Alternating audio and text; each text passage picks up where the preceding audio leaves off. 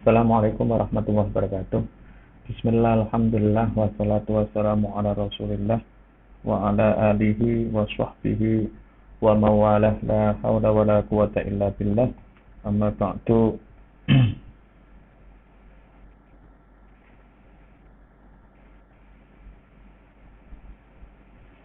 Eh,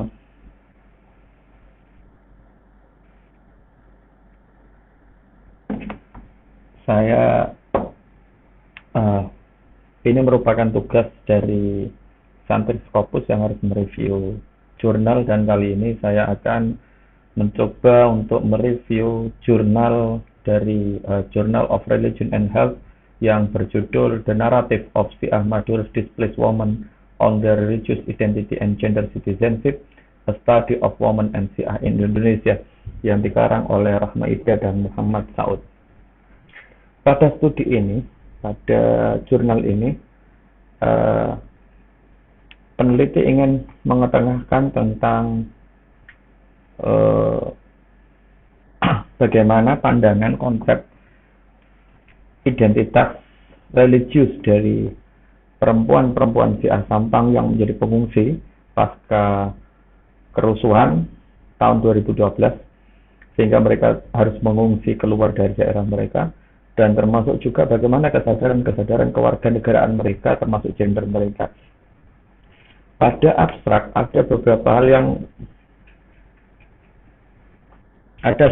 yang menarik, yakni misalnya peneliti mengatakan loyalitas religius, keyakinan religius mereka itu tidak muncul dari sebuah pencarian yang independen atas Islam yang sebenarnya, tapi lebih banyak karena doktrin dari guru-guru spiritual mereka.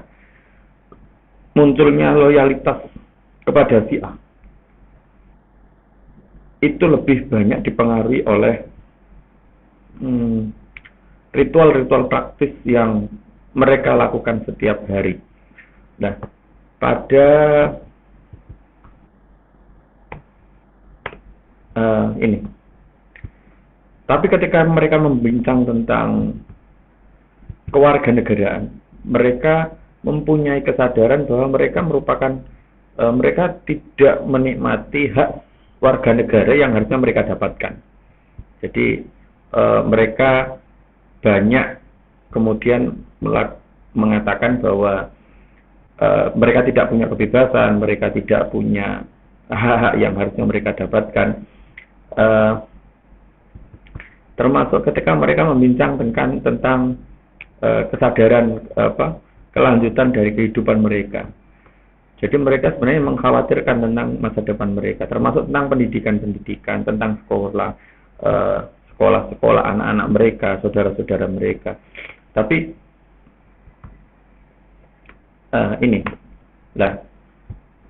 tapi ketika membincang tentang identitas religius, orang Sunni yang ada di lingkungan mereka maupun orang Syiah yang orang Sunni yang berada di lingkungan Syiah itu, di pengungsian itu, ataupun maupun orang Syiah itu sendiri, itu kadang-kadang tidak menemukan perbedaan yang signifikan. Jadi mereka tidak mengetahui identitas ataupun perbedaan. Kenapa mereka berbeda dengan antara mereka Syiah atau mereka Sunni?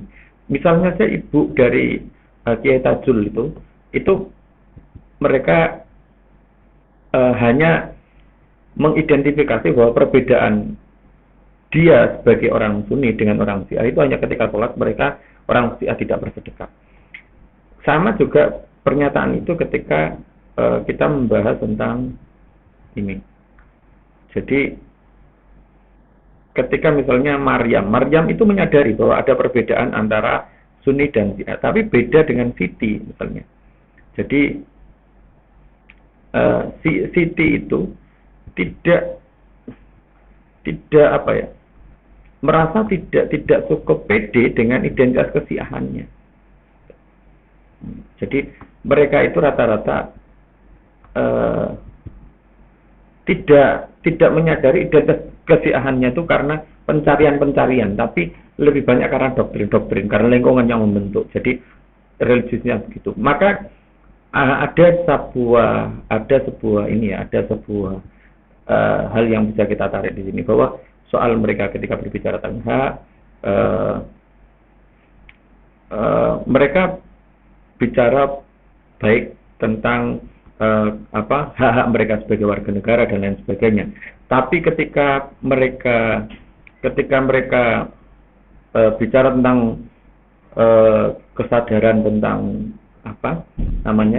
identitas religius mereka justru kelihatan bahwa itu hanya muncul dari rutinitas mereka, doktrin-doktrin ini guru-guru spiritual mereka ataupun guru-guru kiai-kiai mereka.